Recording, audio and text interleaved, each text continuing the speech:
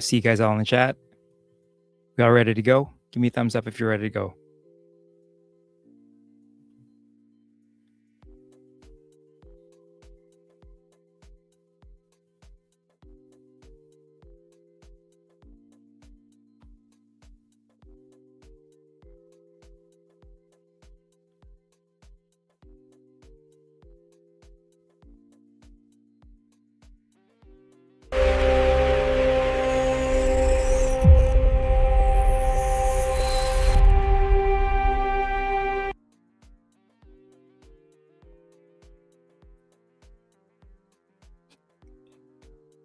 All right.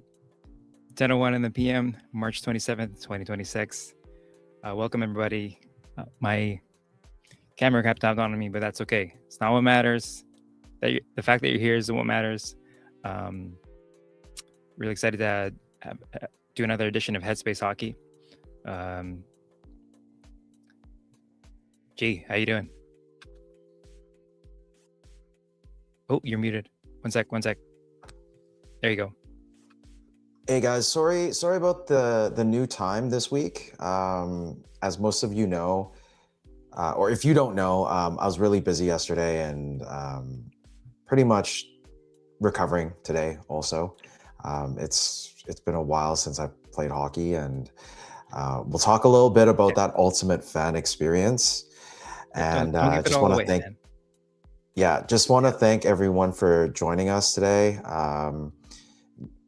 Talked a little bit on the post game yesterday with Tyler and Justin, but we'll definitely give you the inside scoop. I have some videos, some pictures, and we'll talk a little bit about that. But super excited to have another guest with us this week. But I'll let Yrvin do the intros for that. Yeah, we got a guest. We're gonna have some fun, and then we're gonna talk about Gerald's why we had to move the show. But real quick, let's bring you guys up to speed with this week, the Canucks week in a minute. All right. Now, top of the week didn't start with a game. It actually started with a letter, an invitation to season ticket members to give more money. And you can bet that it went over very well here in Vancouver. Tuesday night, we welcomed the Ducks back to Rogers Arena to continue our 8-game homestand. Not too much to say. It was a well-fought game, but in the end, we fell 5-3 in regulation. Elise Pettersson achieved a career milestone, 500 points. He's now sitting 7th all-time Canucks scoring. It would have been probably the most notable thing of the game until Adam Foote did his post-game conference. He was asked why exactly Lankinen had played 4 straight games in 10 days, while Tolopilo, the younger goalie, the guy we need to know who is, if he's potentially going to be moving on with us in the future, he provided us with this freshly tossed word salad. Yeah, I'm not going to bog you guys down too much with that, because it's a lot of words without saying anything at all. I cannot believe I argued to try to keep this guy last week. Anyways, Thursday night, Kings came to town. It was apparently Canucks Autism Awareness Night. Apparently, it was not Canucks Goal Scoring Awareness Night. So that's how that ended. And that ends the homestand. Now they're on the road. They're set to face the Calgary Flames Hockey Night in Canada tomorrow night. Fresh off an OT loss to the Anaheim Ducks. A couple of names you might recognize there: Matt Begridden, as well as Hunter Brstavich. If those names sound familiar, they are from the Elias Lindholm trade. They were some pretty highly touted prospects. Actually, Matt Begridden was the pick, the 2024 first rounder. And as you remember, Elias Lindholm was just a rental. Shame. Okay. And so we don't know too much about the lineup the Canucks are going to ice tomorrow. It should be probably most of the same.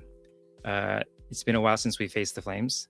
If you remember the last time we faced the Flames, we had this guy, this guy, this guy, and this guy. That concludes Canucks Week in a minute. Gee, what'd you think? Anything stand out for you for the Canucks? Great. So for me personally, I got one of those letters, and I was not too pleased, but I also get it. I didn't think they'd up the price because, I mean, if you guys all know about the Rangers, they sent out a letter, and I think they have this thing about, if they don't make the playoffs, or they can't increase the price of the tickets. And knowing that they're 32nd in the league, they're still going in and doing an increase. Yeah, it's about $200, $300 for the next season. Also depends on which tier or where your seats are or whatnot.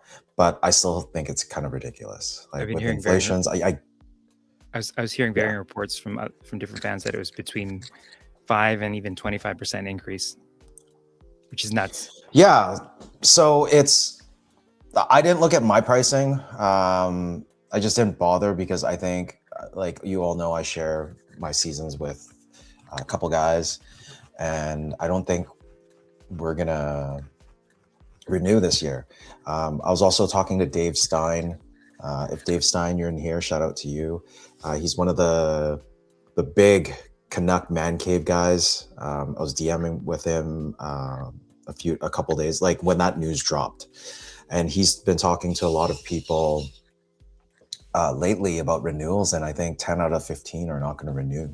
Wow. And this is after like decades, like at least a decade and a half or 2 decades of like season memberships. Even my high school buddies, who's been a season ticket member since I think 2009, is not renewing. So it says a lot about what's going on with the whole team. Yeah, it's a shame. It's a shame that they're treating their longest-standing fans that way, because the thing is, that building will still fill up no matter what. Yeah. So let me in on a little secret. So obviously yesterday I was at the just make it quick. It has to do with all of this. So I was at the Ultimate Fan Experience.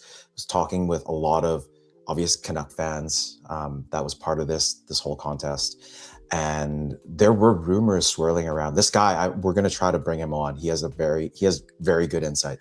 But what he heard was the Aquilinis are willing to sell the Canucks, just not with Rogers Arena. That's the only. So they would still own Rogers. They would own Rogers, but the arena would not come with the Canucks. They'll sell the Canucks. They can do whatever they want, but they get all the ticket sales. Interesting. So that's why no one wants to buy it. Or even if there's potential sellers, the Aquilinis will not, unless, yeah. Wow. Okay. Well, that's a pretty interesting wrinkle. Yeah. In any case, I don't want to leave our guests waiting too much longer. Really excited to have him. He's an out-of-towner. So, some of you may or may not know today's guest. He's a frequent visitor in Canuck Clay's chat. He is from Alberta, but he's a diehard Florida Panthers fan. He's one part of the Cats and Rats podcast. Please welcome to the show, Kirby Lubel. Oh, you got to unmute, buddy. I cannot hear you guys, so I'm going to have to come back. I've lost you guys since you're open there. So let me come back. Okay. Not sure on your guys' end, so I'll be right back. Oh, no. I thought you were going to get an applause for him, man. What's going on? Sorry. You going to get that loaded up, my friend? Let's we can take some comments from the chat. So let's back up here. So while we wait, should we go through something else? Because it might be a few minutes before he comes back. We can say what's up. What's up to Coach? Okay. What's up to Duncan? Hey, Selena. Okay, finished. Oh, Wow, interesting. we have a lot of messages. Selena, tell us who's there. This is crazy. Hello to Fangirl. Glad you're in here. Our number one mod. And hello to Evelyn and Taylor Betts. I hope I didn't miss anybody. Okay. Kirby's back. So got the thumbs up. Let's go. Welcome back, Kirby. Hello, you guys got me? Yeah. Can you hear us? Yeah, I got some StreamYard music playing in my background now. Oh, you're good. That's just oh, that's you guys? Fill the dead space. Yeah, that's us. Okay. I could not hear you guys after the show, so I was like typing in the chat there. My apologies. Okay. Well, anyways, welcome to the show. Yeah, it's great to have you. I actually, to be fair to everyone, I don't know Kirby that well, other than that we're just very friendly on Canucks YouTube. Please tell us a little bit about yourself, about your channel. Yeah, Cats and Rats YouTube channel. We've been going live now for the last year. We've actually formed our community back when the Panthers were going on their kind of miracle season run there, the President's Trophy year.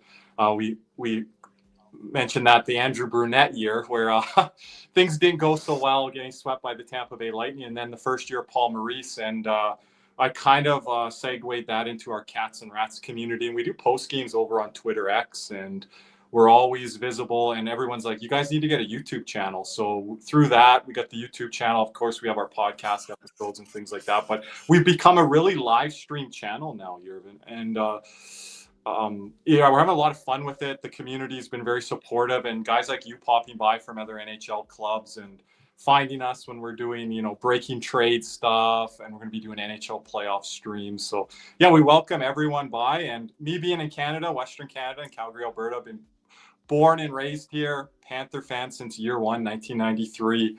So I really connect well with, hockey fans all over North America. And, we've even expanded our fan base globally now. So it's great to see. And I hope the same thing for you here on YouTube, because the options are just endless, and how you can grow your community is just, it's so wonderful on this platform. For sure. Now, obviously, Hockey Canada is so ubiquitous. I'm really curious about, like, how did you become a Panthers fan in Alberta, and what's that like living in Alberta? Yeah, I growing up 80s baby, 90s kid. People might not like to hear this, but in pockets of Canada, not everyone's cheering for the local hometown team. At one time, the Calgary Flames Saddledome was referred to the library before they went on their miracle run in 2004. I saw what that was like in the early 2000s, late 90s. Half empty arenas, and Florida always gets that label through the years, but I seen it here firsthand in Calgary, and had friends that were Avalanche fans, Flyers fans, Red Wings fans, and I just wanted a team of my own. And when John Van Beesbrook came to the Panthers and had that historic mask, you guys know this video, Roger Nielsen, first ever Panthers head coach, just really captivated the fan base early on. And by year 3, it goes down in sports history pretty much. Year 3 of their existence, going on that Stanley Cup run. And I was able to see that on CBC and, locally here in Canada. And just that run captivated me. I had my jersey already, all the gear. As you see, I love the Leaping Cat. I wish they would bring it back. That run just captivated me. Maybe it wasn't the smartest to hang on, but I'm a loyal guy, and I hung on through all the dark days. And the darkest of days was when Roberto Luongo was traded to the Canucks. Living in Canada, having to hear that around the clock, a lot of fans jumped off at that point. They had enough. And it was tough turning on Canucks games in the playoffs and seeing Roberto Luongo do what he was doing. But you also have to have a team support. You got to have ownership support, management support, and it's very surreal to think where the Panthers are now, back-to-back Stanley Cup champs. I know this season hasn't gone as planned, but a lot of injuries and other happenstance things have played into that, and I think they'll be back strong next year. We're all hey, got a quick question. So you grew up in Calgary, or closer to Calgary, right? Yeah, Calgary. Have you been to games, or especially like when Panthers in town? Do you still go to the Saddledome to catch them live, or usually watch everything online or through a stream of some sort? Yeah, I've been to Edmonton to watch the Panthers. I go to Calgary as often as I can. I even went this year, even though it's like what game are we going to see? What type of roster are we going to see after getting whooped by the Canucks there, a couple of nights prior or whatever. So I was like, not much to expect, but I'm like, I wanted to go and do just experience it all. And like when I used to go, Gerald, like there would be 5 fans in the arena that were Panther fans. Now I go, there's hundreds. And it's just surreal to be able to see that and that growth and everything. And I like to go and, I talk to people that are from the Fort Lauderdale, Florida area that come up to Calgary, and people are making a trip up. Wait till they get the new rink. You're going to have the Edmonton new rink, the Calgary rink. You've got Vancouver, Seattle, beautiful scenic areas. So a lot more of Panther fans are taking this trip now. So yeah, I just like going to the rink and seeing the sights and sounds and what have you there. So of all the arenas that you've gone to so far, to catch the Panthers, I assume you've gone on these road trips to watch them live. What I'm very interested is Saddle Dome. It's only there for another year, I believe, next season. After next season, it's done, right? Yep. So as of right now, I think I read an article somewhere where Saddle Dome is probably the most affordable arena to go to as of right now out of the 32 teams. Still have the $5-6 beers, some good food. The arena is a little older, like 80s vibes, like, the white brick walls or painted white bricks or whatever. Yeah. Does that bring any nostalgia to you because you're from that area? Yeah, that's a really good question. Actually, I travel more like in the summertime. So I've seen way more baseball stadiums than hockey arenas. So I haven't traveled around to kind of compare and contrast. But doing this stuff, I've talked to so many people. Like we had a guy come on, and I'll send you guys and your fans this episode. He did an arena ranking show because he used to travel for a traveling circus, and he's in a lot of different band stuff. So he got to see a lot of the rinks. So we kind of got him to rank the rinks. And it was a really good episode that we had. So again, yeah, it gives you some nostalgia. I can't remember the 88 Olympics. I would have been 4 or 5 years old. So I can't go that far back. But definitely the Theron Fleury days, Gary Roberts, Joe Nieuwendyk, Mike Vernon. Like it definitely gives fans nostalgia. And especially if you're a Flames fan, like that's going to really hit people to the core next year. And it's like, yeah, it's sad to see this go, but it's also time. Right? Like this arena is like the oldest arena outside of MSG. You've seen the Islanders upgrade their arena recently. Obviously, the Edmonton Oilers, they needed a whole revamp. So when you're competing with Edmonton and you're trying to be a world hospitality city, which Calgary is, you need a new arena. And you're already seeing the fruits of that labor by them being able to get the upcoming World Cup coming up here. Really excited for that. Yes, I'm trying to get some media credential passes with one guy that comes on our show to be able to do some of that coverage. So I was just talking to him, funny enough, tonight.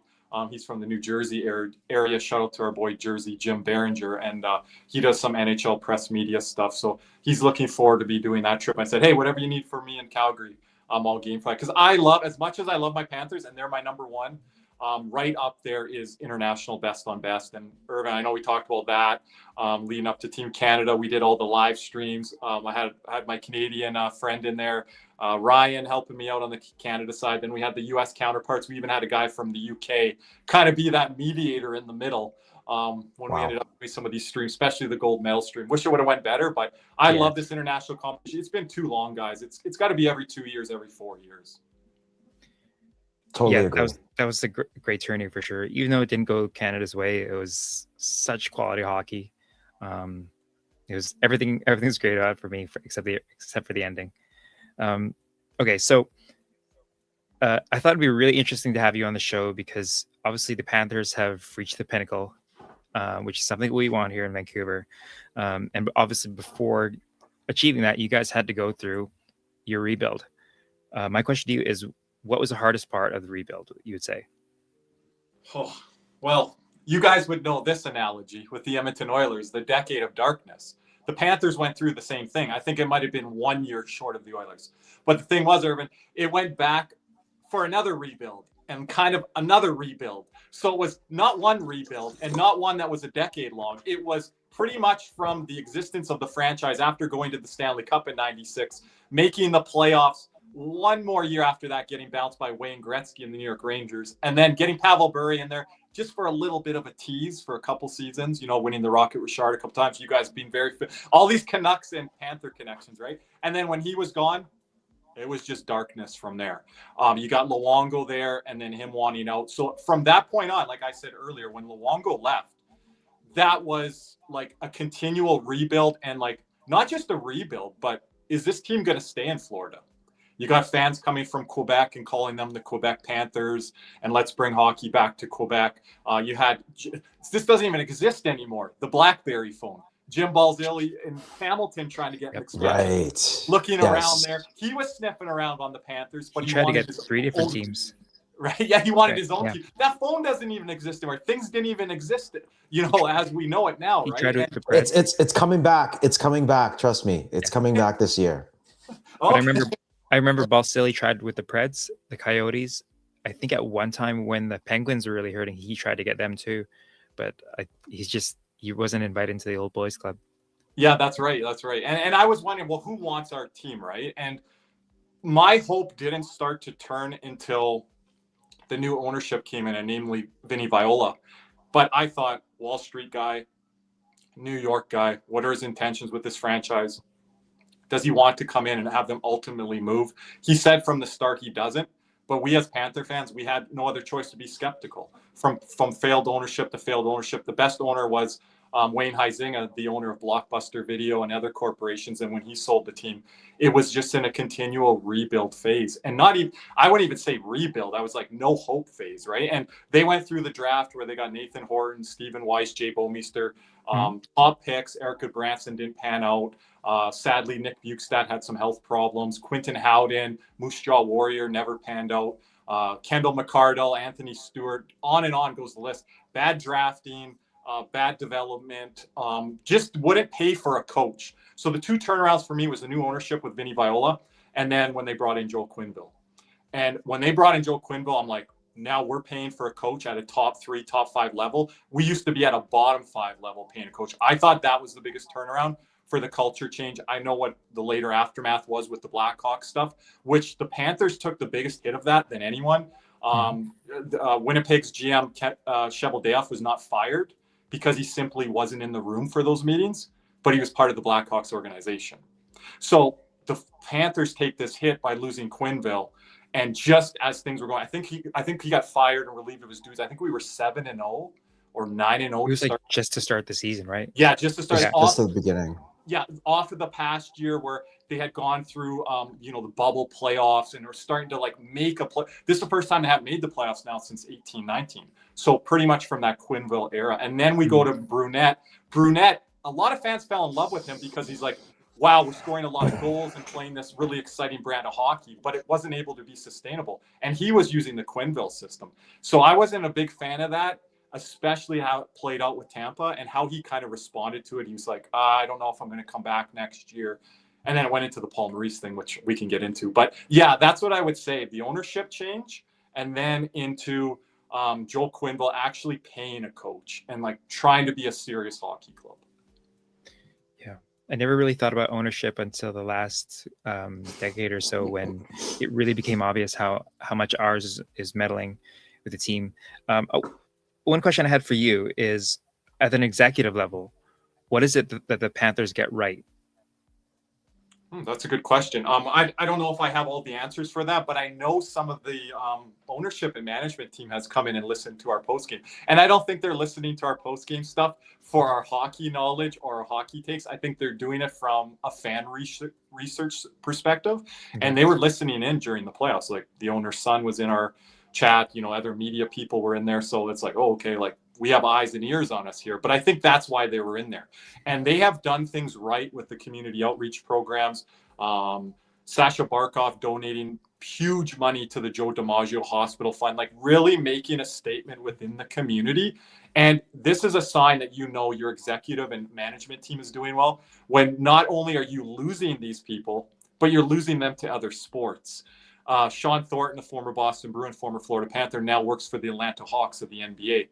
We lost Matthew Caldwell to the Minnesota Timberwolves. So people are not just looking at the Panthers within the sport of hockey. They're looking at the Panthers within the sport of all the major 4 sports, if you want to call it that, across North America, and saying this Panther model is good. And I can't believe this, Yrvin, Gerald. Like, we were compared to the Detroit Lions and like the worst run Cleveland Browns, the worst run sports franchises in North America. And now we're at the top with the Kansas City Chiefs and Philadelphia Eagles and Boston Celtics and whoever else you want to throw into that mix. It's unbelievable. So anything's possible, guys. Yeah, hope so. Keep your heads up, Canucks Army, Canucks Nation. So just wanna know, like, I mean, we're doing Headspace Hockey mainly for the mental health of and hockey. In terms of the fandom, like during the dark times, the 10 years, did a lot of fans jump ship, or even it was a streak of years that you guys didn't make the playoffs after the whole Bure, Luongo, and all of that. How do you think fans did they, because you have other options in terms aside from hockey, and in Florida it's definitely not your number one sport, but you have a team in Tampa, you have a team in Florida.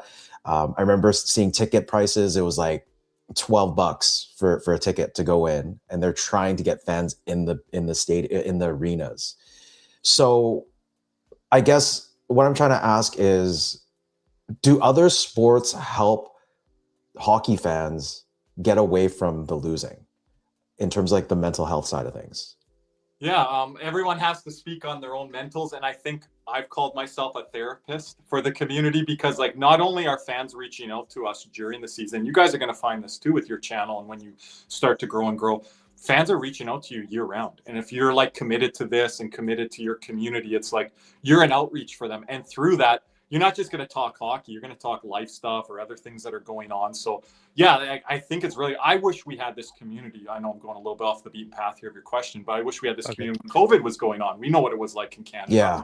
So that prepared my mentals for doing something like this. That can at times be high stress, and like, you got to get escape from the game, right? Like we went through this whole grind of Stanley Cup Finals, call us privileged, but as a lifelong fan, I'm like, hey, it's about our time, right? But call us privileged, but now going through this, it's such a 180, and it's like, oh, like this is so hard to kind of take this in. But then we're looking at it from the other side. Hey, this is a good break.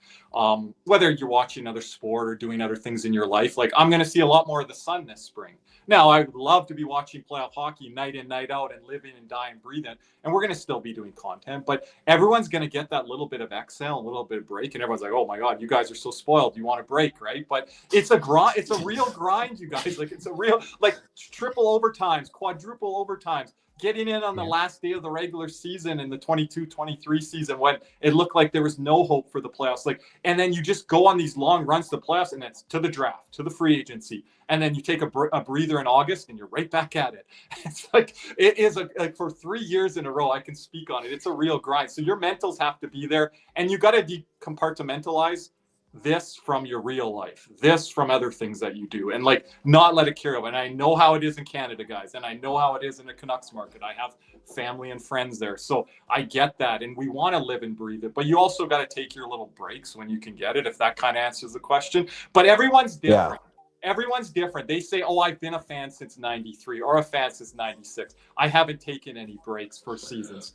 And you got to take people at face value, but there's some people that have dipped for 3 years, 5 years, and then they come back when, we win a division banner or we win the President's Trophy or what they're doing now. So, yeah, and I don't try to grill them, because you want to welcome them back, welcome them in. People are going to come, people are going to go. And I'm going to say, guys, whether fans agree with me or not, and they can tell me in the chat, Vancouver can be a very fickle market in Canada.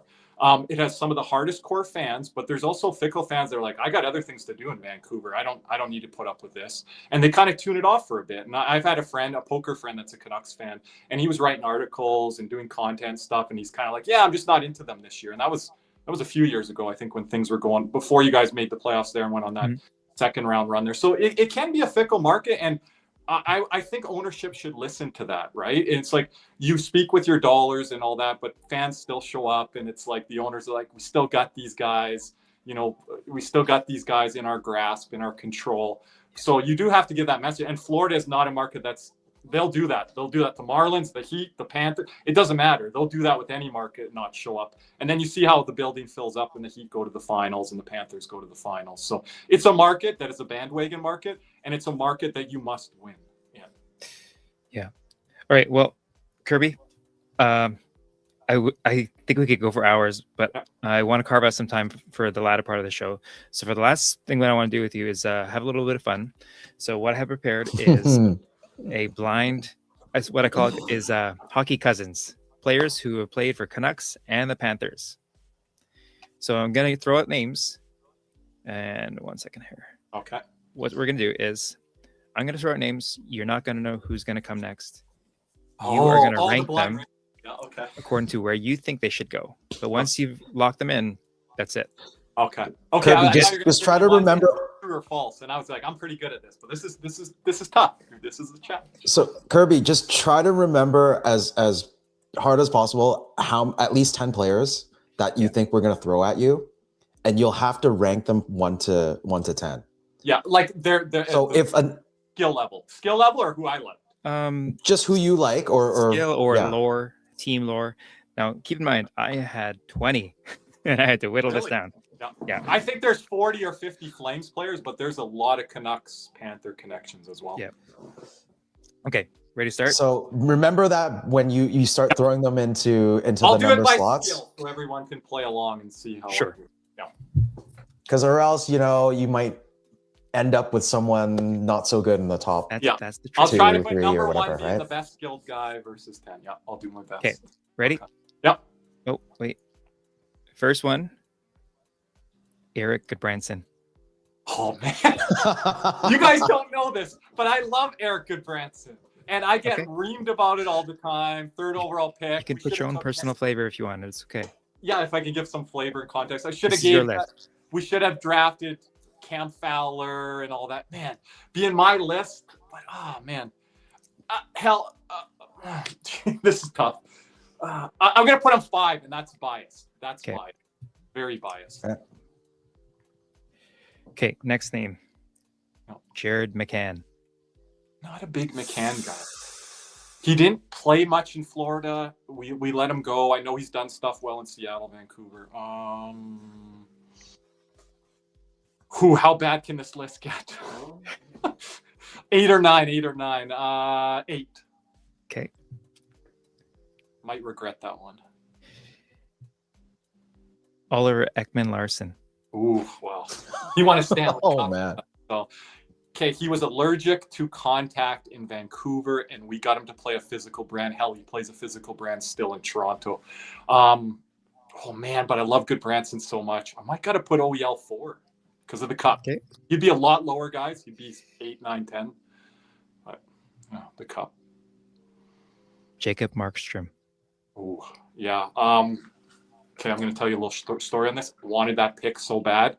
Detroit scout Anderson, can't remember his first name, Swedish scout that took Zetterberg and all that. He broke stuff in the draft room because Detroit passed on him, and they took an unknown goaltender, Thomas McCollum, a U.S. goaltender.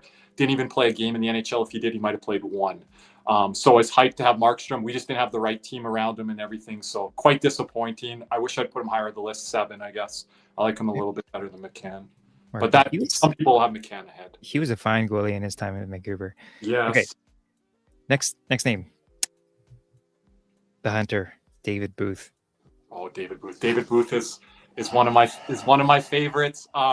Guys, it is so sad that on my birthday, I can't remember the year, October 24th, what Mike Richards did to him, blindside hit, changed his whole career and trajectory. He was going to be a 40-goal scorer, kind of like a Carter Verhaeghe now. And Mike Richards robbed him of that. And I can get into Mike Richards with the substance abuse and all that. Never apologized, laughed on Spinning Chicklets. Still upsets me to this day. I got to put him above OEL probably. I'm going to put Booth. Oh man, 2 or 3. I got to put him 3 because I kind of know what's probably ahead here. Okay. Yeah. Well, he's doing that great in high. Australia. Okay. Yeah, I was a huge Booth guy. Like he would have been the turnaround of the Panthers. He was one of those guys, and sadly, It's unfortunate what happened, but I mean, yeah, I get it. You guys go find it on YouTube. It's a sad video. Yeah. And that was on my birthday, you guys. I remember it pretty clearly. Okay. So I have to remember it. You said March 24th, right? October 24th. Sorry, October 24th. Okay. Yeah. Okay. Next one. Jonah Gadjevich. Oh, wow. Canuck. I don't even think of that.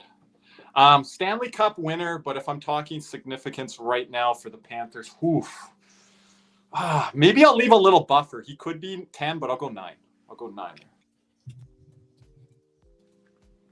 Not the biggest Gadjevich guy. But he did win the cup. You're okay, Henny. Okay, next one. Wait, before you go on the next one, Yrvin, is there a person that you're waiting for to throw I up got there 2 1 guys and 2? in mind that I think you're In going to mind? throw. Okay. So I was going to move Booth up higher. I'm like, no, I got to stop. And I put OEL really high. I've never put him that high, but he was an integral part of like our cup and that season. So. And any names you want to throw out, thinking of who might show up for the last 1, 2, 3, 4 spots? Names. I don't want to throw out the 2 big names, but let me think of one on this. Are you guys going to throw me one that I 4th line guy? Why am I blanking on him right now? He came to the Canucks briefly. Was he Finnish, European? I'm trying to think. Yeah, he's with the Devils now, or has been. With the Devils now? Yeah, Lamico? Was it Juho Lamico? Yeah, Lamico. I like Lamico. Yeah, that's a name there. Didn't make the cut. Okay. Some other defenseman you're going to name. Next one was a former captain, Willie Mitchell. Yeah, that's the one I was just thinking. Man. If you give me, Willie Mitchell could go 6 or 10 here. Man. Even for a captain? Yeah, like he was a captain with us too, but it was not during really great times. He also was injured when he was our captain as well. Derek McKenzie kind of, I think, took over that spot. Oh man, if you give me a really dud name, I'm gonna feel bad putting him this low, but I might put Willie Mitchell 10. I know he's way higher on your guys' list, but with us it wasn't. He only had 4 years with us, and it ended kind of badly. And then with us it might have been 2, but he had some injuries as well. So. Okay. Time for the heavy hitters. I think there's 3 guys left, and I just forgot the last guy, and he should be way higher. But okay. Ed Jovanovski. Yes, that's the name I was just thinking of. Jovo Cop. Well, your people first are going playoff. to crucify me that I have good Branson ahead of him, but I only have 1 spot to put him. But you got to think of this. Jovokop would have been a legendary player at the Panthers. I would argue better than Aaron Ekblad, but he was involved in the blockbuster trade for Pavel Bure. So we never saw his greatness like you guys did, Olympian and all that. So I think it's fair to have Jovo around 5 or 6, but people are going to hate me on Goodbranson, but it is mine. So. Jovanovski, but again, he didn't play a long time before. But I loved him. He owned Eric Lindros in that 96 playoffs. Go watch the YouTube highlights of that. You guys, you'll love seeing it. I hated Lindros. No, that was an incredible playoffs for them. It was his first year, wasn't it? Yes, rookie year. 19 it was his rookie year. First overall. We're trying to get him on the Cats and Rats podcast. He's actually one guest we're working on. So we'd love to have him. All right. 2 spots left. Okay, I got a question. Go ahead. Run maybe type for time. I got a quick question. Did they have to play a game with the team? Or could they have been property of the team? Because I got one for you. It's not Forsling.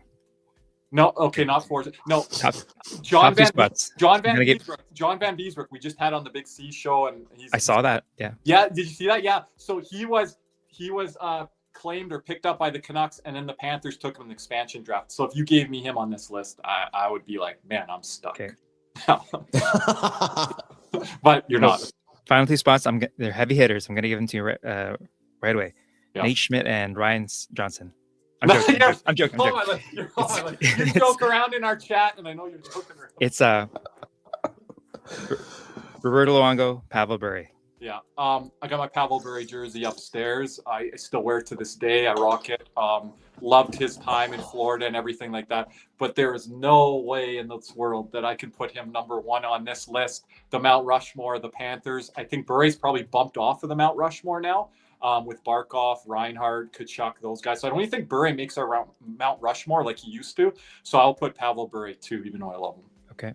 And Lou, number 1. We want to do a Luongo show one day, guys, with content creators from Vancouver, media people from Vancouver, Panther people, and I want to put that together one day. So that would be a fun show.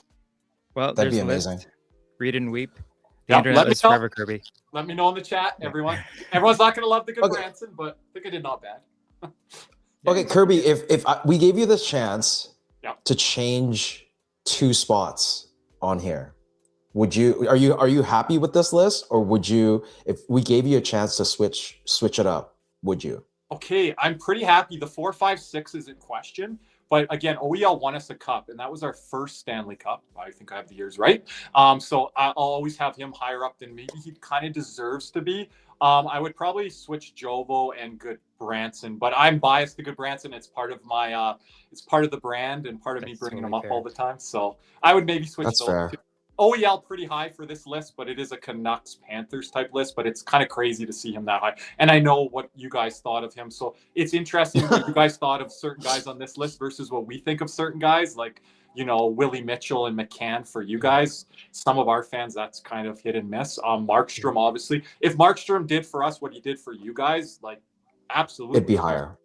But we didn't give him a chance, right? And we sent him to the minors and brought him up, and he just got shelled. So it's not his fault.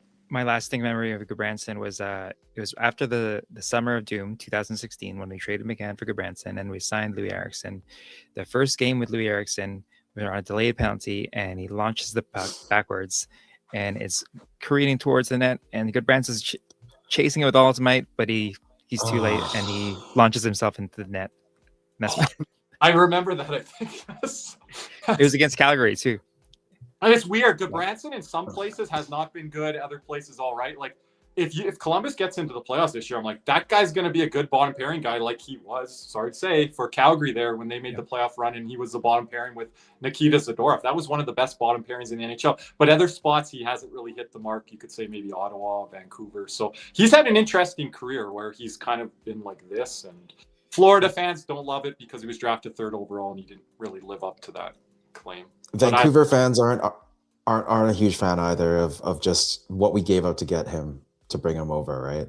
Yeah, guys, I'll tell you this, and I can't confirm it 100%, but Gerard Gallant got in a heated debate with management, and I know people that were at the rink that day, and he was upset about the Panthers moving off of Goodbranson and Kulikov, and we've seen what Kulikov's done in his second run with the Panthers, and that was a big thing from the computer boys, which you guys are kind of familiar with in Vancouver with the analytics community and the eye test. And Gerard Gallant lost his mind because those two guys were integral part of, I felt, that playoff run against the New York Islanders and John Tavares that should have went our way but didn't go our way.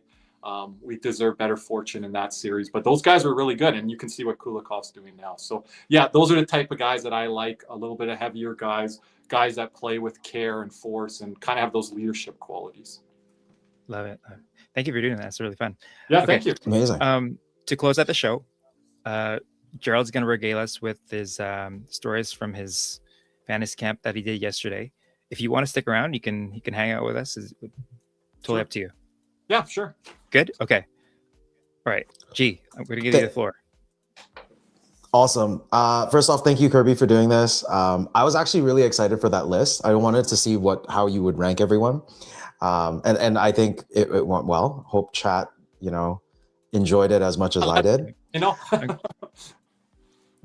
Yeah, so for me, what happened was I won this contest last week, not even knowing that I entered, and it was a fantasy camp that you get to go play with alumni of the Canucks, and it was a pickup game, a whole day experience. You go in there, watch the practice for the Canucks and then the Kings, and then we actually had a draft where there was Dave Babbage. I don't know if you know your Canucks, but I know Dave Babbage, the stash.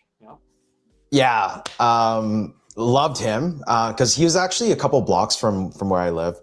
So Dave Babbage and also Kirk McLean were team Black Skate, and I was hoping to get the Black Skate.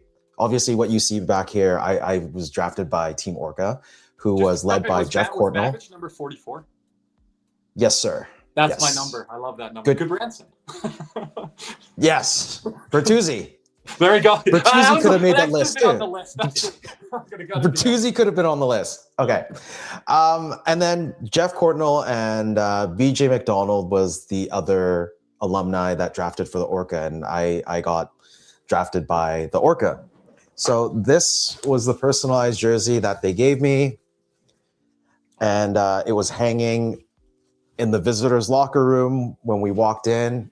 Amazing. They gave us a skate, like a whole hockey bag, and even a skate mat because it's sponsored by Molson. So this was all the swag. I mean, I'm just going to go through the swag quickly, what they did. So when they drafted us, they gave us a hat. Not a huge fan of the hat because the green. I don't even know where that green comes from. But autographed by Steamer, our great captain, Stan Smeal, and then also Babbage. The 44 is right there. I'm thinking of doing this as a fan giveaway on the channel, potentially at some point. So stay tuned for that. They even gave us matching hockey socks, blade socks for your skates. What is this? I don't even, oh, it's like a banner, I think, which I'll probably hang up at some point. Wow. And I guess your laundry bag that came with this bag. So yeah, I mean, the Canucks went all out on this. Molson went all out on this. Just the jersey itself was very classy. I'll give you a quick video. I'll load this. So just give me a moment. But the day started in a suite. We had breakfast served to us, and then we watched the practice, and then we had the draft. But the video, I had it loaded, is we walked into the locker room, and let's see here. As you're loading the video, how cool was the draft in that experience? Like they projector and like this first pick or whatever. Like, is that how it went or what? So not. I'll put it this way. I think everything was already set. Okay. I think it was already set. So when we filled out the form, when we won the draw, you have to rate yourself in skating, where you're from, write your own little intro, and they base it on, I guess, pretty much they want to even out the teams, like people that aren't seasoned, beer league or played hockey. You have a mix of like veterans and people that just skate recreationally, right? So I was the second last pick for the Orcas because I think put beginner skater or something like that, because I haven't skated in a couple years, and I almost didn't go because I was worried. But anyways, I thought about it afterwards, and I was like, yeah, I have to go. Yeah, well, it's good you went. Sorry? It's good that you went. Yeah. Put yourself out there. And if it wasn't for Yrvin, I don't think this could have happened. So this guy made some sacrifice, lent me all his hockey gear, and I was able to go on the ice. But here is my stall with so this is my nameplate, if you can see. And that was on the locker with my jersey and all the swag. And that just made my day. And going onto the ice, I'll show you the video. I don't think me explaining it really does it justice, but I will put the video on. Yrvin, so you're doing next year? I'm going out now.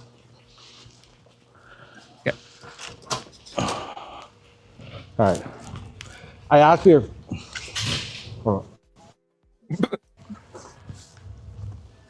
if I could put this on the bench, and she said it's okay. Yeah. I'll just escort you back. Thank you so much. Yeah.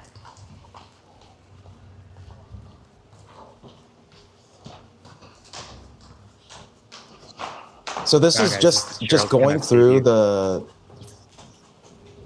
from the visitors' locker room. You do a quick 1 minute walk, and we're going through the Kings side because they're playing the Kings yesterday. So this is full. Yeah. And if you notice on the right, you'll see a bunch of the sticks. Just those sticks alone is probably worth about 100,000 right there. Oh my God, this is crazy. This is so crazy. Thank you.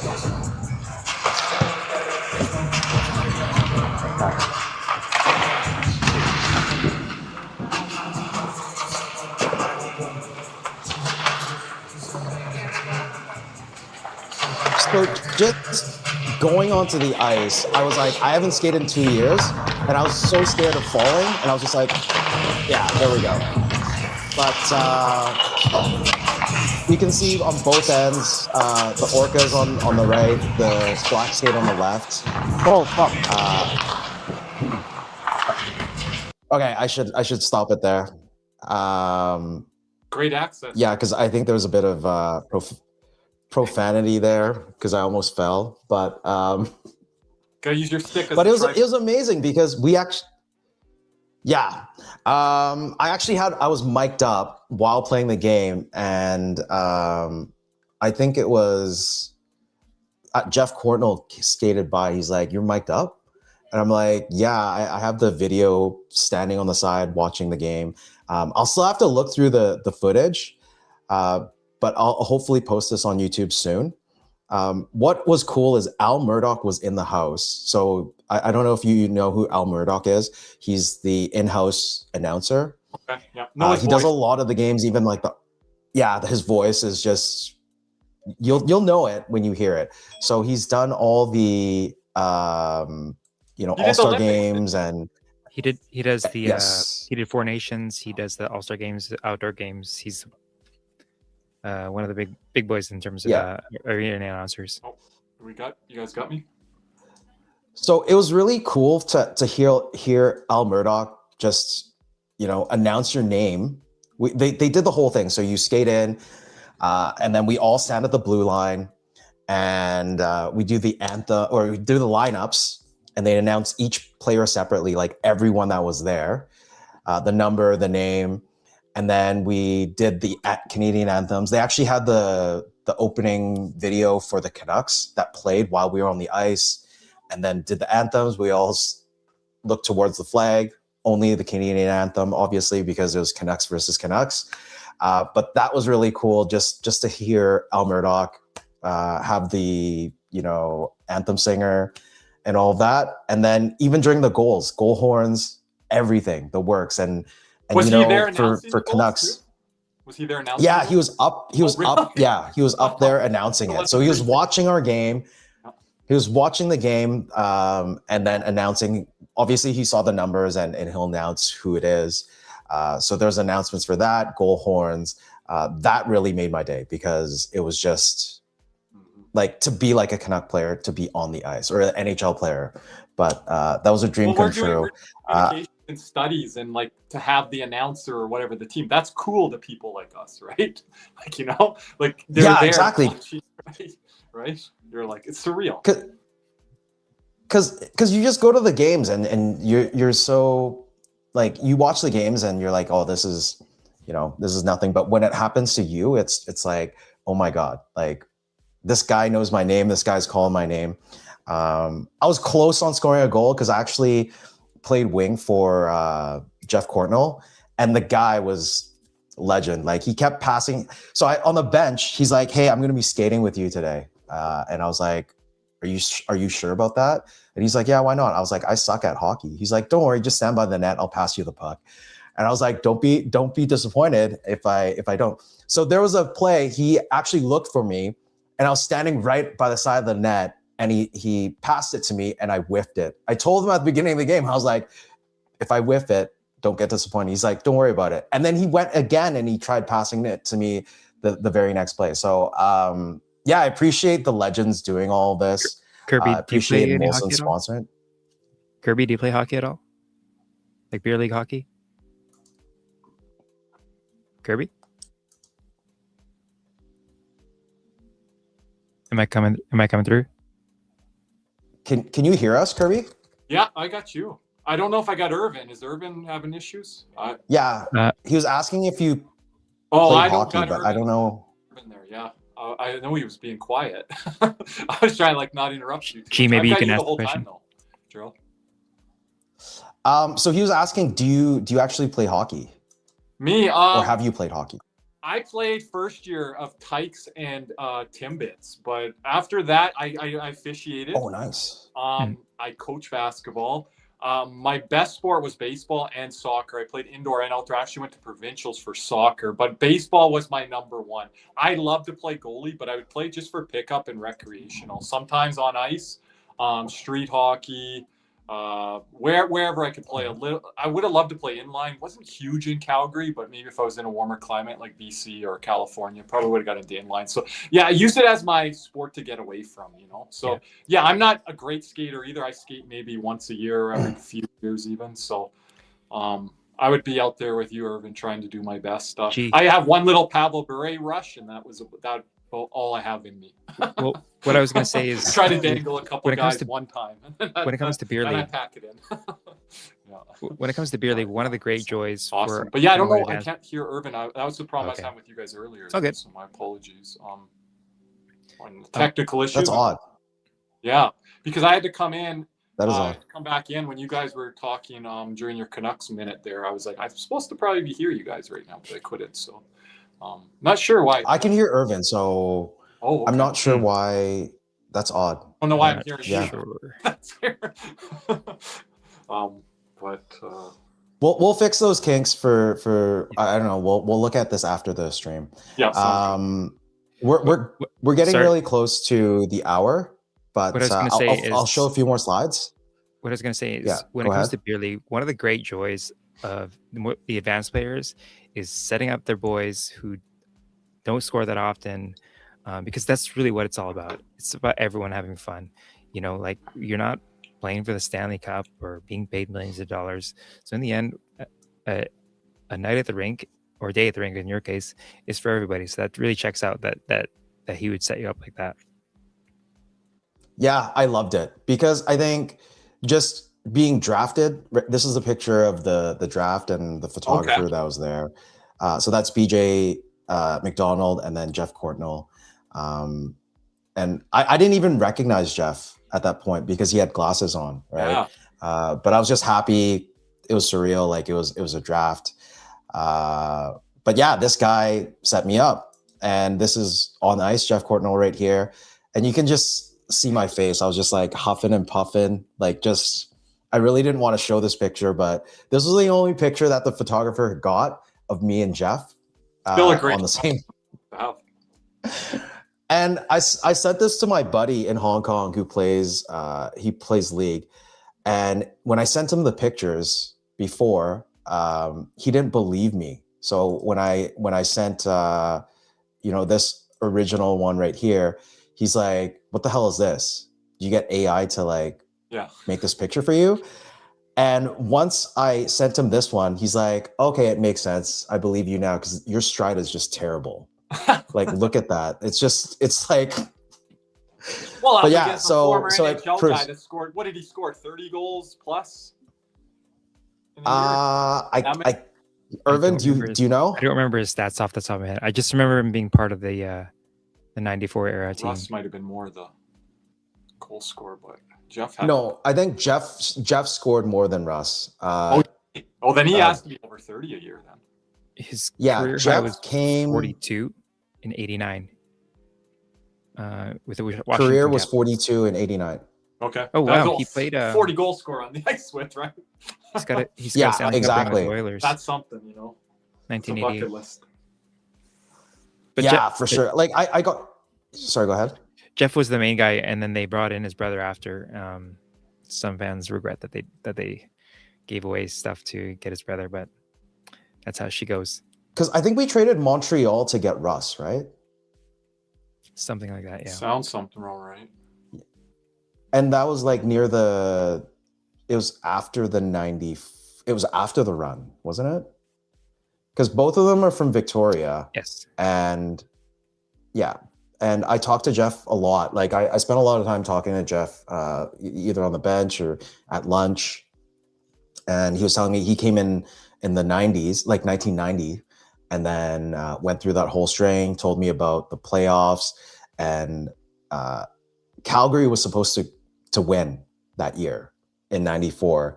And it went to overtime in game 5, game 6, game 7, the Bure goal.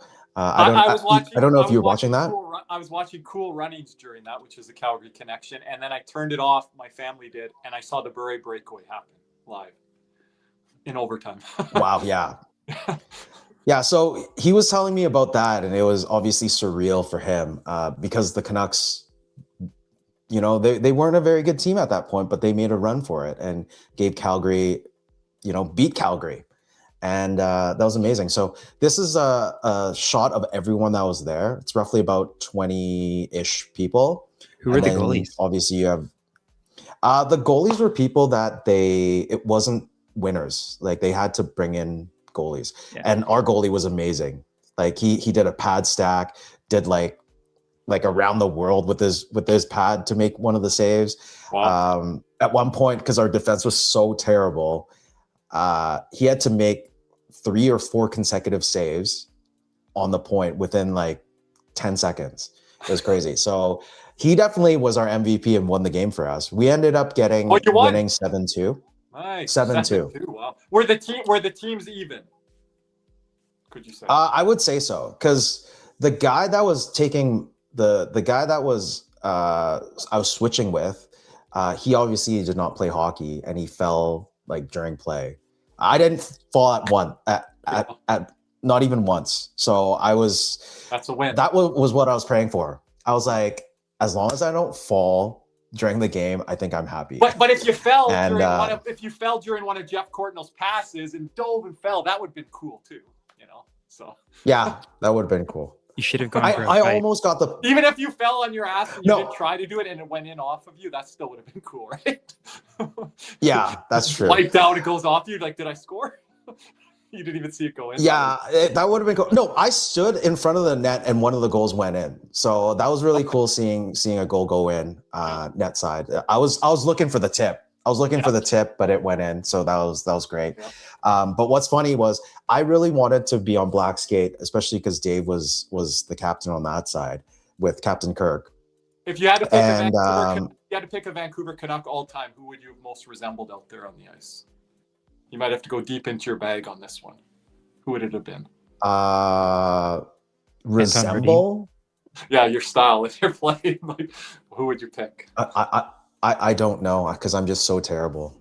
Like, I don't know. Whoever didn't play a game for the Canucks. A lower tier? Anton Rodin? Sure, Levy. Why not? Yeah. Who did Yrvin say? Yeah, OJ. Oh, okay. Hugh Levy. Yeah, someone in my other chat was like, are you? I think he was in the baddies. He's like, did you play as well as OJ, like you Levy? And I was like, okay, let's not go there. But I was going to tell you a quick story about Dave Babbage, because former Panther as well, you Levy. There's another one for the list for Yrvin. That's right. Yeah, we're not even going to go there, because that was such a bad draft. Okay, before Kachuk. Let's just not go there, because we'll talk forever. The pitcher during training camp goes with the draft as well. Great player with London. Yeah, great player. Okay, so just quickly with Babbage. Yep. Yeah, with Babbage, it was weird because there's a shift that I came on, and he was defensive, like he was playing. He was on the ice at the same time, and I was skating. I didn't even realize he was there. I didn't realize it was him, and I just didn't stop, and I just ran into him and just pushed him.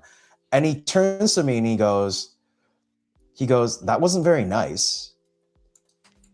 Oh, what happened here? He's like, that wasn't very nice. He's like, this is a chill game. And I was like, sorry, I just couldn't stop. And then the very next shift I get on, he's on already. And he comes by and he kind of gives me a little stick check. He's like, how does that feel? And I was like, okay, fine. I'm sorry. But I just couldn't stop. So that was my really cool moment on the ice that day, or yesterday, with Dave Babbage. That's awesome. One of your favorites. Right, but yeah. So G. Yeah, for sure. Yeah. G. I think what I would like to do now, do you have anything else to share? Not really. I mean, I still have some more pictures, but it's fine. Okay. I'll post them, and you guys can all see. I would like if you guys have any. get to the chat before we wrap up? Yeah, let's go to the chat. Yeah, let's go to the chat for sure. Just real quick, if you, for the benefit of Kirby, because he can't hear me, if you could pump up his channel. I'm just going to show it on the screen. Yeah. And before I let him go. So if you guys don't know, Kirby has the channel Cats and Rats, Florida Panthers Hockey Podcast. If you guys aren't subscribed over there, make sure you go over there and check it out. He has some very interesting videos, episodes. I think he's going to be sending out a link, if you have it, about the arena rankings that you did for one of the episodes. So be sure to check him out. His Instagram is also, I think it's cats_n, the letter _rats. So give them a follow, check them out. Really good content. Anything you want to say for your channel, Kirby? Before we let you go. You're good? Can you hear us? Can't hear you guys again, so I'll exit here. It's I don't know what the tech, but thank you so much. Appreciate you guys. Yeah. Thanks for the shout out. We'll be by. Yrvin, appreciate coming by always to our channel, and Gerald, thanks for having me today. This is a lot of fun, so appreciate it, guys. Thank you so much. Well, Kirby can't hear us. This will probably be recorded on the stream, but yeah, love having you on. We'll be in touch soon. Okay. Gee, it's a shame he just left, because I was just wondering if anyone had questions for him, but it's okay. A little bit of tech issues. That was good though. How are we all doing in the chat? I know we're kind of going long in terms of talking. I did have a few comments started. I started a few too. Chatting together. I see Connor and Isildur has joined us. Brickfetti, a lot of the Nothing is Perfect crew. Now you know. What's he saying? Now you know how Tyler feels with his own technical issues. Whoa, whoa, whoa, whoa, whoa.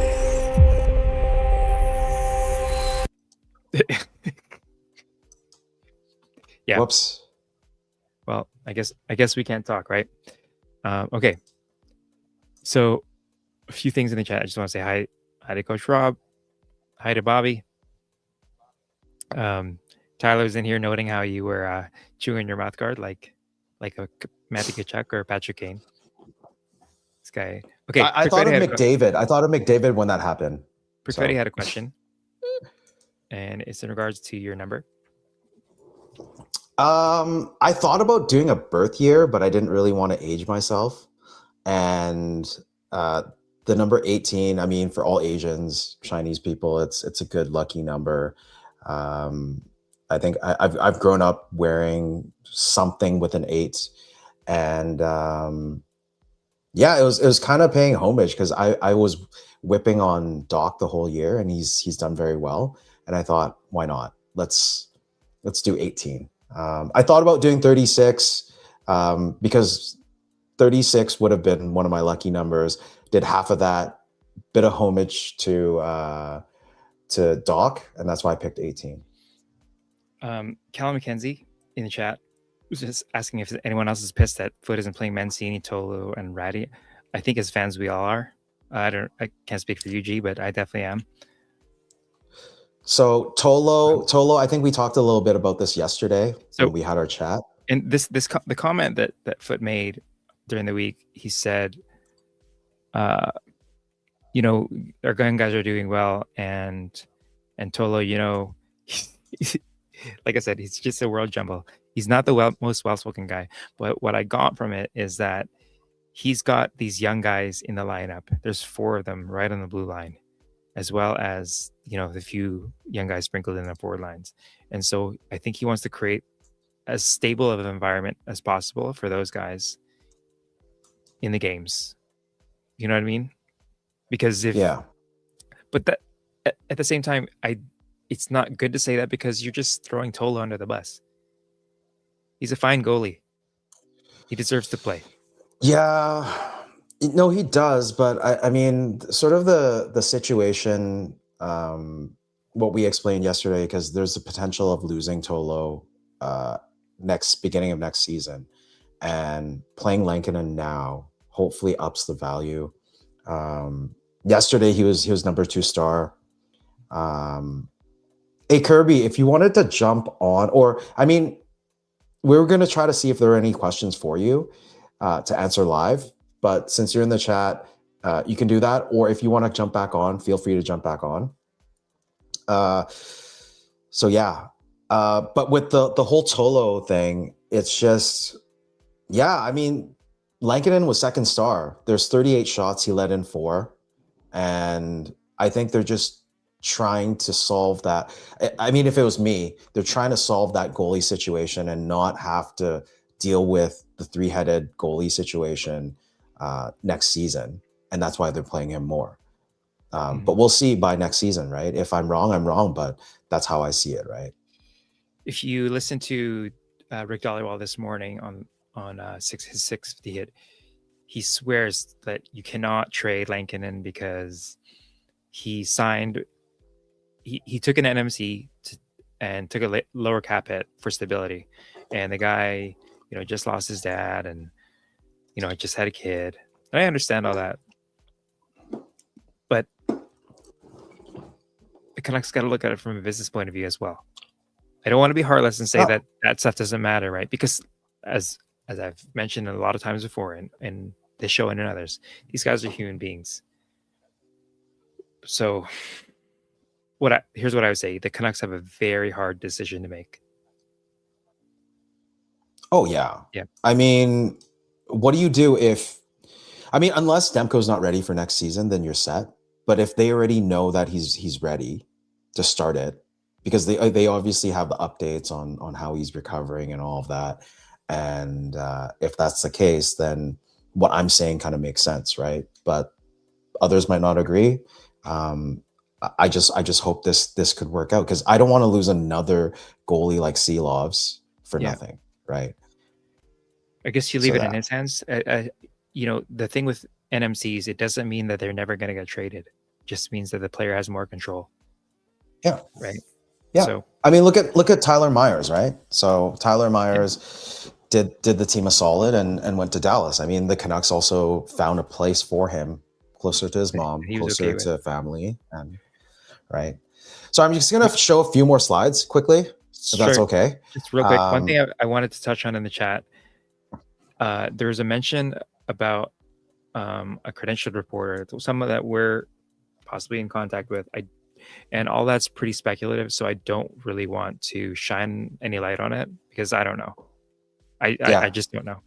So I don't think it's right to address it.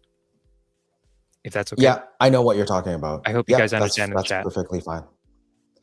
I think it was Column that made the comment. Column, if you want to reach out to us, like DM us, we can talk about it. But yeah, we're probably not going to bring it up today on the show. Just a quick one here, just on the ice with the jersey number. Yeah, someone was saying he brought up Doc. That's kind of why I did it. And then this one, just want to do a big shout out to this bunch of beautiful people. I had such a great time with all of you. I know some of you guys are actually watching because when they heard about my channel, a lot of them were really nice and came in, gave us a sub. I think yesterday alone, we got at least 10 to 15 new subs from this group. I threw it onto our group chat that I created with this group. And hopefully, we'll be able to connect again. We spent a good 11, 12 hours together. And it was the funnest time. I mean, given the situation, but great bunch of people, loves the Canucks. Special shout out to you guys. Thank you for making my day as special as it was for you. And if you see in the picture, there's Steamer right there in the middle who just dropped by the suite just to say hi.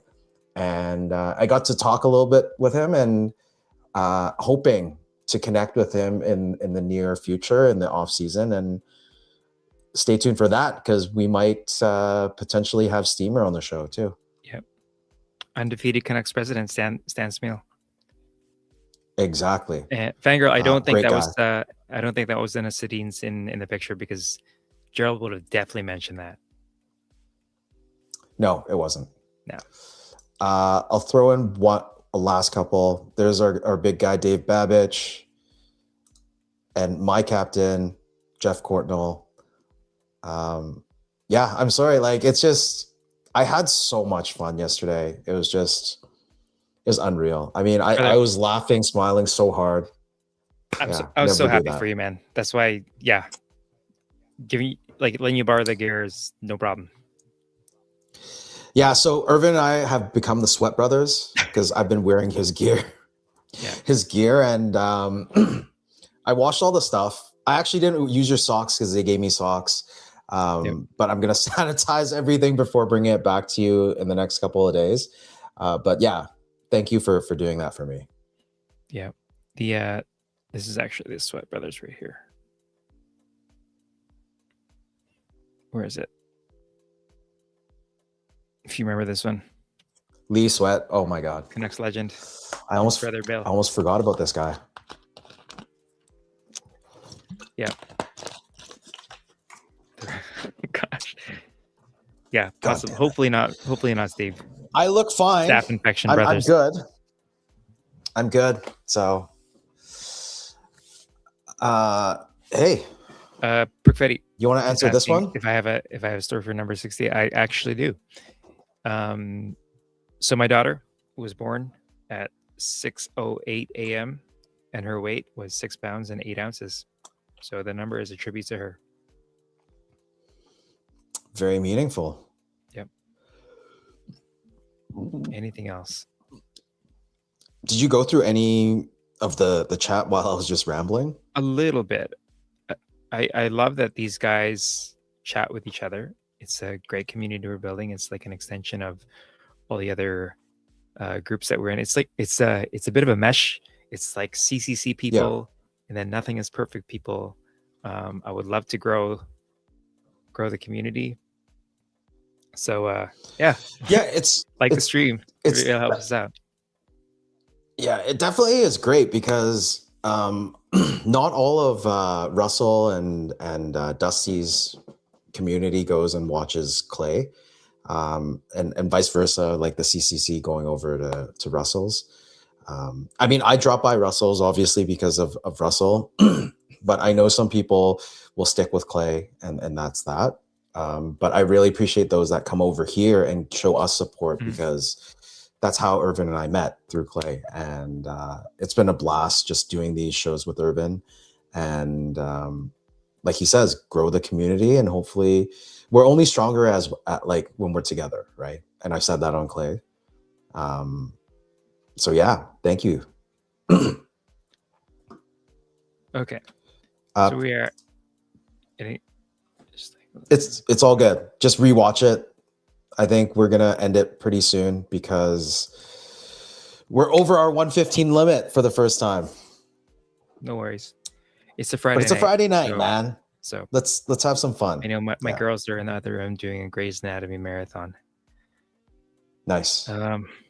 Yeah, I think that's probably it for me for the week. Is there anything else you want to share about yesterday?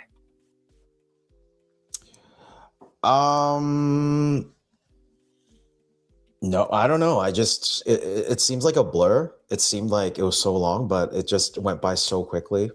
I just have to give a shout out to Molson, and obviously this is not sponsored, but I want to give a big shout out to CSE and Molson for doing such a great, fan experience. Just the little details, just like our name, our nameplates, jerseys, announcements with Al Murdoch. The legends were great, and I don't even think it could be any better. Like it was just so nice to feel like an actual Canuck, being a fan for so long, to jump onto the ice, hear your name announced. You saw that picture of me, with the stick up. That's when when Al Murdoch announced my name, and I was like, wow, this is a dream come true. Because I don't even think you can pay money to get an experience like that, and they were able to do that. They also forked out a lot of money for us during lunch at the park, which I have to tell you once again, Kirk McLean gives the okay on the honey butter fries, and I do the same. It was absolute fire. So if you get a chance, head over to park. and grab some honey butter fries before the game. They also have $6 Molson's pregame. So if you're ever heading down to Rogers to watch the game, you can get a $6 beer as opposed to a $12 beer at the arena.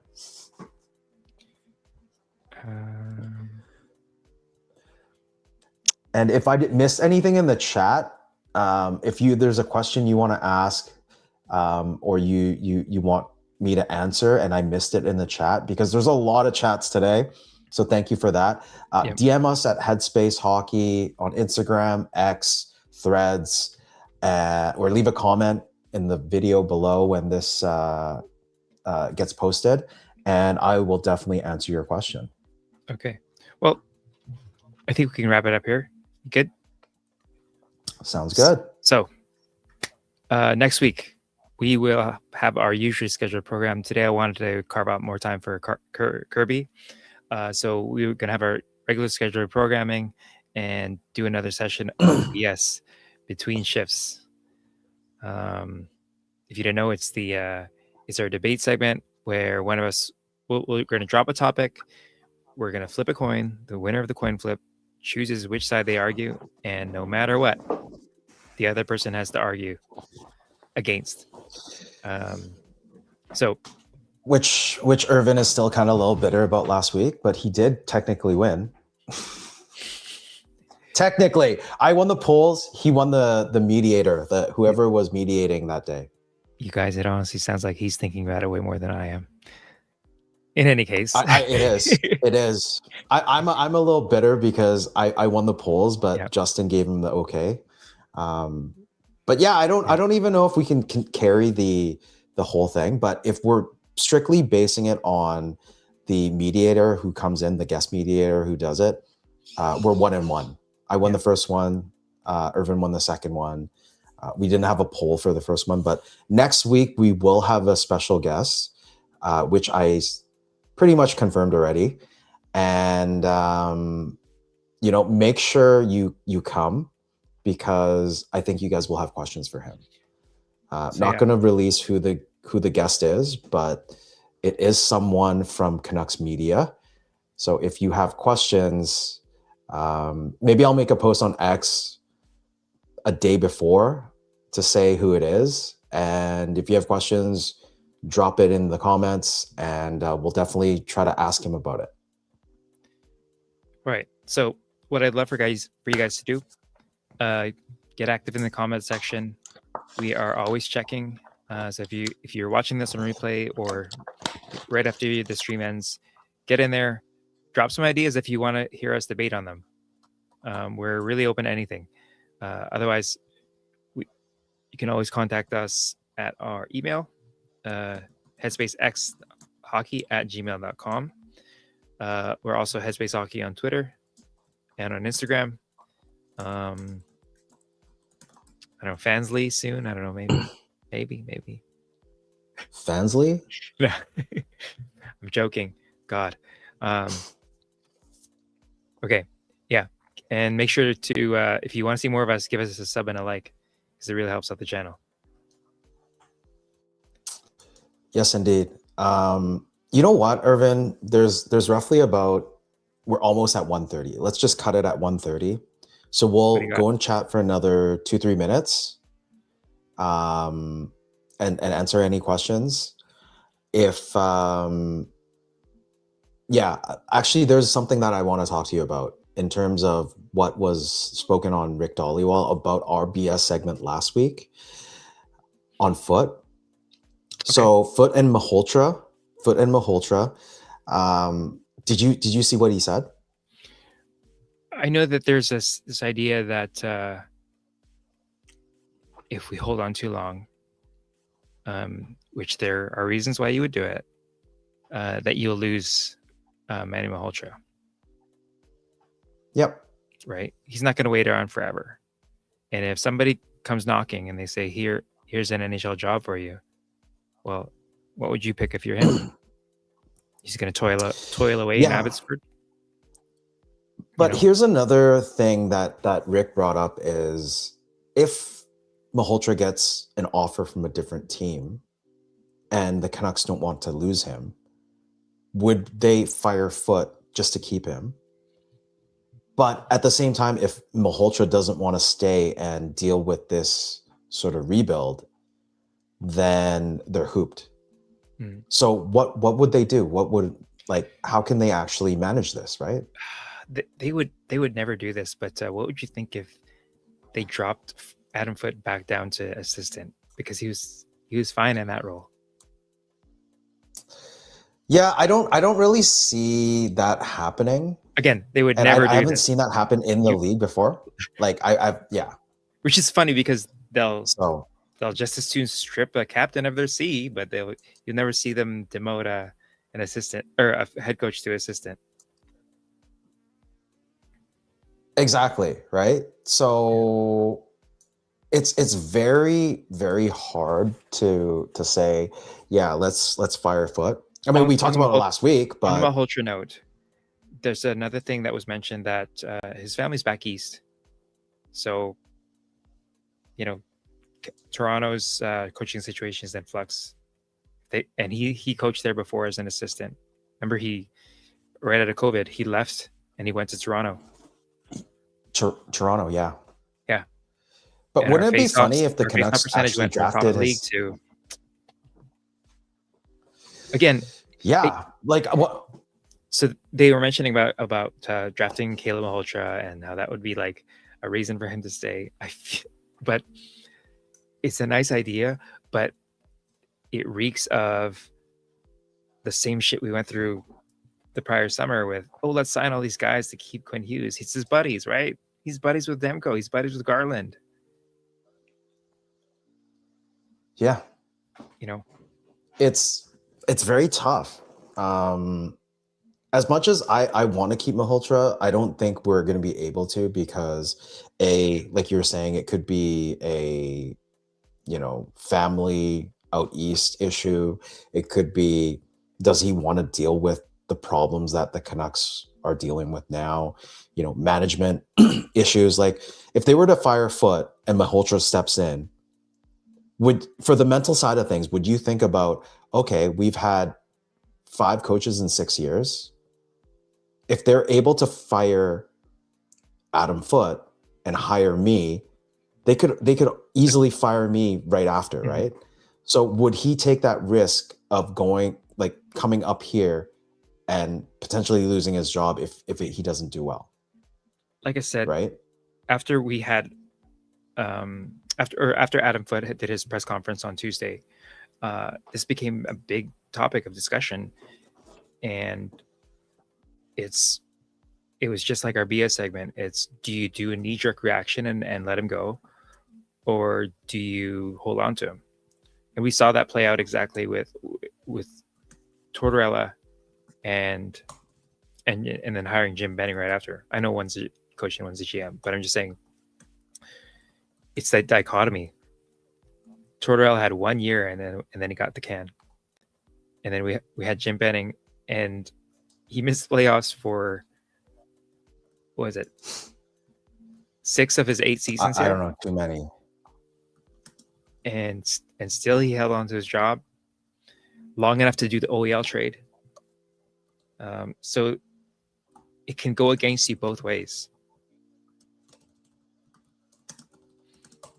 So yeah, this topic is very hard. I mean, here's what if I we say. were to do like a BS on this, it would be tough. Here's what I'll say about Malhotra. He is a great human being, and we just know, just from his interviews and what he's been able to do with the HL team and how he's loved by all his teammates. He's a great communicator. He's a guy who's a glue guy for a reason when he's in the lineups and then extended to when he was a coach. But as amazing as he would be as a head coach, I don't see him making some miracle run with whatever next year's roster is going to look like. Yeah. One or both of Kane and Blue will probably go, and then we'll have a very young blue line. And who knows what's going to happen with Pettersson and Besser. We will have drafted in the top 3. They may or may not be in the NHL. Like, let's say we get McKenna. It's not a guarantee that they're going to have him in the NHL next year. And then even if they did, let's say all that stuff happened. We get McKenna, Malhotra's the coach. It's still going to be a very painful year.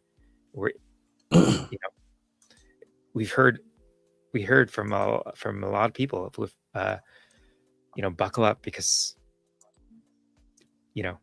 there's going to definitely be some ups and downs. We feel that we're at rock bottom right now, and we're only going to go up. But progress is not linear like that, unfortunately. Right. But the argument for Malhotra is, you just said it earlier. Look at Bo. Bo is a perfect example. He wasn't great at the faceoffs, and when Malhotra was an assistant here, Bo's faceoff percentage skyrocketed. Ratu, same thing. When he was down in Abbey and Malhotra was back, his faceoff improved drastically. Absolutely. So to have someone that, because faceoffs are so important in any game, like, doesn't matter if it's defensive or offensive. Obviously, offensive faceoffs, if you get it, great. It gives you a chance. But defensively, to win it and not have your opponent get the puck and score on you, that is key. So to have someone that is so critical in this faceoff department, it's the first you don't want part to of play lose him. driving, right? It's the first part of play driving. So once if you either have the puck or you have to work to get it back, which is one of the reasons why the Lotto line was so great, because Miller was taking the draws. He's the wing swapping in on the face-off dot, and he was such an ace. But as far like I said, I know Malhotra is going to do a great job. I know he's going to be great with the kids and be well liked in that room. But we need to get talent in the door. And we're at a point right now, we don't have a practice facility, and we are not a destination. There's free agents are not going to come here unless we pay them really well or give them NMCs. And we have nothing of value that we're willing to trade to improve this team. And if you can swap something, but it's going to be a lateral trade. I don't see us making any deals that are going to fundamentally improve this team, because we need so many players. It's as far back as summer 2025. I remember talking to people and saying, "Hey, what do you think the Canucks need?" And the answer would be another top six winger, a 3C, and a 2C, and we need some a second pair of defensemen, and a bottom pair of defensemen, and a good backup. I'm like, so basically we're rebuilding, and we have Clint Hughes. Yeah, I felt like when we struck out on Duchesne and Dvorak, I thought the writing was kind of on the wall, and anything that was going to happen this season was just a hope and a prayer. Yeah, I mean, even for this offseason, it's going to be very tough, because do you keep Bluger? Because Bluger's another defensive, he's defensive specialist, PK specialist that we need to keep. But age-wise, does it make sense for this age group, right? He just for that core. If he's willing to work as almost like a player coach, and you do need those guys, you would keep him. But I think there might be cheaper guys to keep cheaper guys you can get than Bluger in free agency. Yeah, there's going to be tons of guys. No, but the other there's going to be tons of guys who are left without a dance partner in week 2 or 3 of free agencies. You can snatch those guys up. You can even be proactive and go after them day one. Just say, "You're our guy. We just want you to come in, work with the kids, teach them how to be pros, because we definitely need that in the room." I think you could definitely find some. No, but the biggest issue is not being able to find it, is to attract actual players to come. So another issue is, if you fire Foot, a player would think, "Hey, this is the 5th coach in 6 years. do I want to come to play with inconsistency? You will not be selling a player on any chance to significantly do anything in the playoffs. You're selling them on that there's opportunity here, right? As opposed to going to contender and being buried on the bottom 6 lines. You know, maybe like sign a decent contract here, play well, show out. Maybe we can flip you at the deadline. That's I think that's really the play here.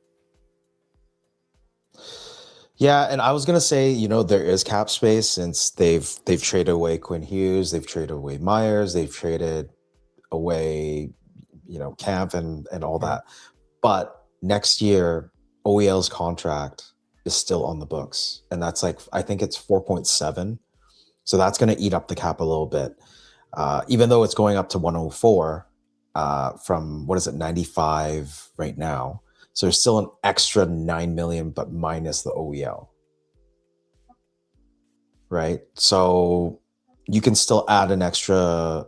So yeah, an extra. I think they have somewhere around 15 million to play around, I would say. I haven't done the math. We'll go look at that and we'll talk about it next week. But yeah, even though there's cap space, do you have players that would want to commit and come here and do a rebuild? Like, you have players like Besser that love it here and want to stay. You have Bluger that has stated that he loves Vancouver. So that's a good sign that, you know, at least our 3C is here. And then you have the young core, but you're still missing a lot of pieces for the team to be a little competitive. Like, they're definitely not a playoff team, but it's going to be a tough offseason. It's going to be a tough couple of years. Yeah, buckle up, guys. Yep. Okay. So I think that's about it. I think that'll do it for the night. I know my daughter wants her bedroom back. So yeah, appreciate everyone for joining us. Much thanks to Kirby. That was great. Would love to do it again sometime. And everyone else, if you're watching this on replay, appreciate you. Would love it if you could give us a like and subscribe. And yeah, we will see you guys next week. So for Headspace Hockey, I've been Gerald and Yrvin. I'm Gerald. Peace.